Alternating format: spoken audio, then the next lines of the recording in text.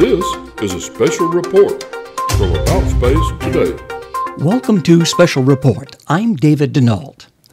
I want to share with you something that recently took place as the world forces gathered at the North Pole, and how in 1946, Admiral Richard Byrd had a warning, and maybe it's being taken seriously, about battling UFOs in the Arctic.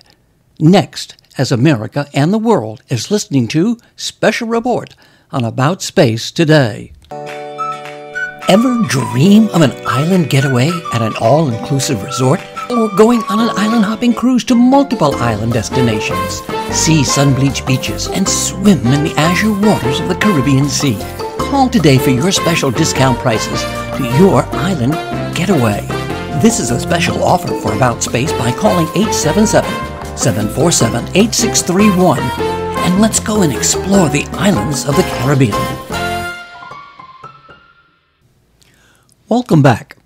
Well, some time ago, I shared a story right out of science fiction, and it had to do with Operation High Jump. And according to our government, it was an operation to establish an Antarctic research base. And here's what really took place.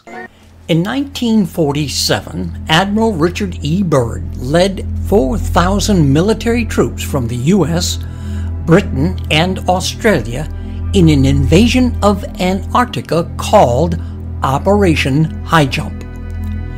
That is fact. It is undeniable.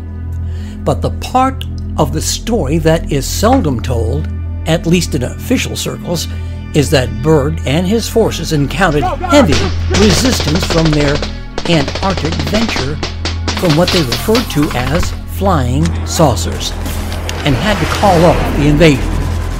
They were outmanned, outgunned. A battle between U.S. destroyers and UFOs? On March the 5th, 1947, the El Mercurio, a major Santiago, Chile newspaper, quoted Admiral Byrd in an interview. Admiral Byrd declared that it was imperative for the United States to initiate immediate defense measures against hostile regions. Furthermore, Byrd stated that, quote, he didn't want to frighten anyone unduly, but that it was a bitter reality in case of a new war, the continental United States would be attacked by flying objects that could fly from pole to pole at incredible speeds. Admiral Richard Byrd. I am glad for this chance to tell you something about the top of the world, and perhaps about something about the bottom of the world too. The South is as cold as people think the North is. Why did we explore? Why did we go to the top of the world? As long as there remains anything unknown on the face of this earth we live on, man is going to go after it to try to find out what it is, to attempt to conquer it, and to learn how to live in it. I myself think we have a good chance to avoid war. But if we, unfortunately, God forbid, do have a war, much of it will be fought across the top of the world, across the poles.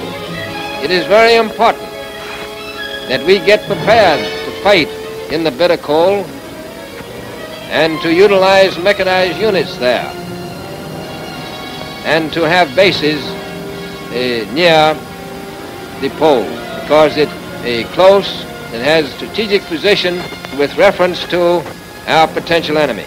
Interestingly, not long before he made these comments, the Admiral had recommended defense bases at the North Pole.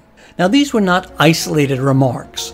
Admiral Byrd later repeated each of these points of view, resulting from he described as personal knowledge gathered both at the North and South Poles before a news conference held in the International News Service. He was later hospitalized and not allowed to hold any more press conferences. My question to you, do you believe they've been here all along? As the new 2024 operation begins, the U.S. sends a fast attack submarine, which are designed to seek and destroy enemy submarines and surface ships, and project power ashore with their Tomahawk cruise missiles to the Arctic. U.S. Navy Commander, Submarine Forces, COMSUFFER, has officially launched Operation Ice Camp, ICAMP, 2024 in the Arctic Ocean, marking the beginning of a 3-week operation aimed at researching, testing, and evaluating operational capabilities in the region. The Los Angeles-class attack submarine USS Hampton, SSN 767, has broken through the meter-thick ice of the Arctic Ocean and raised the national ensign at Ice Camp Whale on the Arctic Ocean during ICAMP 2024. So the Hampton establishes a strategic air-based camp that it can defend. Next, bring in the troops. U.S. Special Operations Forces traveled to Alaska in February to train for warfare in the Arctic. His trip reflects the U.S. military's increasing focus on the Arctic, which is becoming more accessible. The United States is not the only country interested in Arctic security, and U.S. operators are not alone there. With peer warfare back on the agenda, U.S. special operators are focusing their training on environments in which they are most likely to find themselves involved. The frigid Arctic is one such environment, and Navy SEALs and Special Warfare Fighter Crews, Green Berets, and elite Army and Air Commando aviators recently spent nearly a month training in it. From late February to mid-March, conventional and special operations units convened for Arctic Edge 22, the U.S. Army's flagship Arctic warfare exercise. Green Berets from the 10th Special Forces Group and 19th Special Forces Group conducted long-range patrols using snowshoes and skis along the Arctic Ocean and the Bering Strait. The Green Berets conducted exfiltration training with elite Night Stalkers from the 160th Special Operations Aviation Regiment. Finally, U.S. Air Force Air Commands provided rotary wing support to conventional units and special operations elements participating in the drills. As the Arctic becomes more accessible, it renewed importance to U.S. national security. As a result, U.S. special operations have been training inside and outside the region to become more familiar with the conditions they will find there.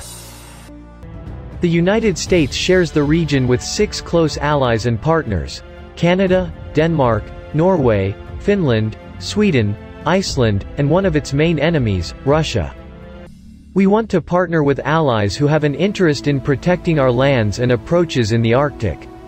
Partnerships are critical to raising awareness across domains in the U.S. Northern Command Area of Responsibility.